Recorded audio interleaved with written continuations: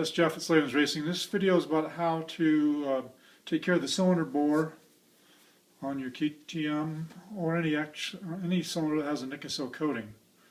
Most cylinders these days, all brands have Nikasil coating. The days of cast iron liners is pretty much gone.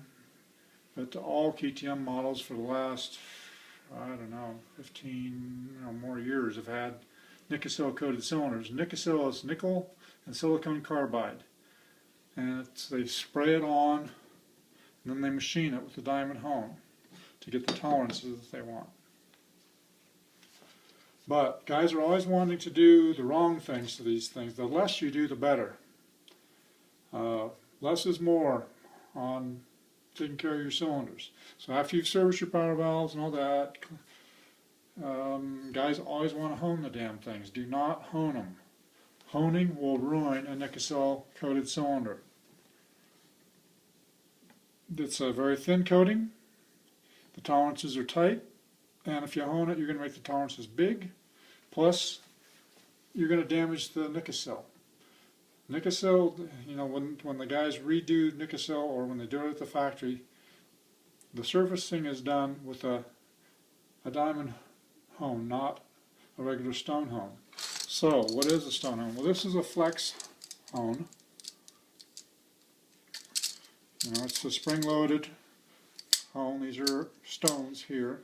And you stick this in, you let it expand, and then you run it up and down. This type of hone, you'll usually break them anyhow because they'll catch on the ports and break the stones.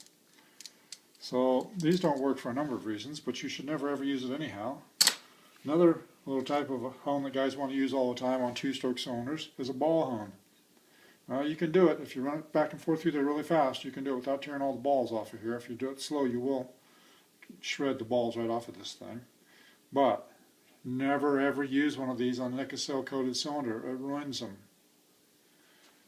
The other type of hone commonly used is what's called a rigid hone, and it's similar to this, only it's got a whole locking mechanism that holds it together, and it's got longer stones on it, and it's got adjusters from both ends to keep it true, and you can adjust it just, you know, in very tiny amounts. Don't use any hone on it, period. No hones on Nikasil coated cylinders. The only thing you ever do to them, guys always think they want to rough them up so that the rings will seat. Well, the rings seat just fine without a rough surface. And this stuff is extremely hard.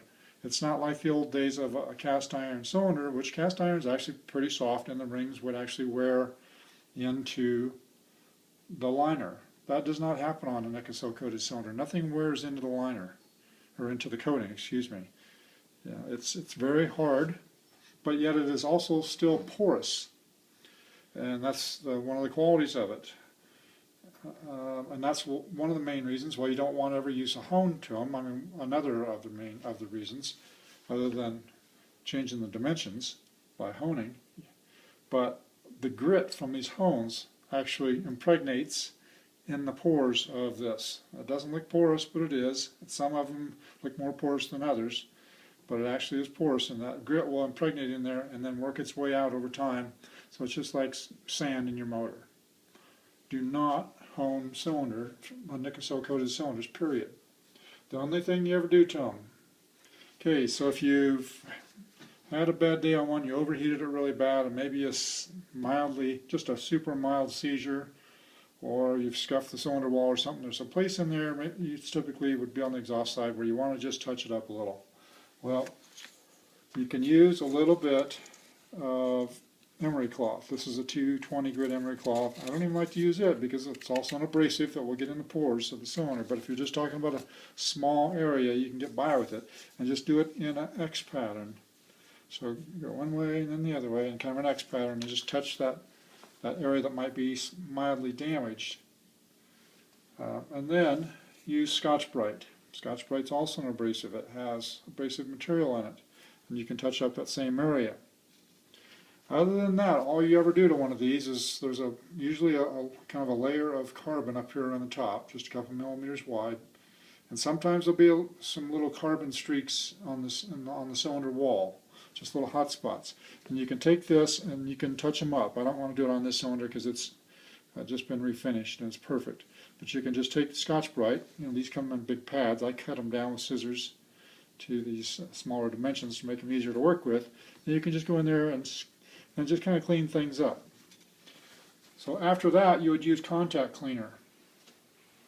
Any good spray contact cleaner, whatever brand you like. Spray the whole thing out. Spray all the ports out, blow it out with air. Do that 2 or 3 times until you feel like you've got it really clean. Then the last thing to clean it with is going to be good old WD-40.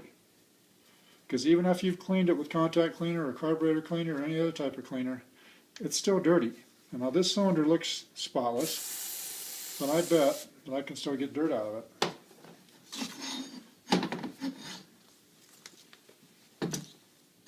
There we go. We got a dirty rag. So do this with a rag, a nice light colored rag, and wipe the inside of the cylinder walls with WD-40 several times until the rag doesn't get dirty anymore. Then it's ready to put on. That's all for now.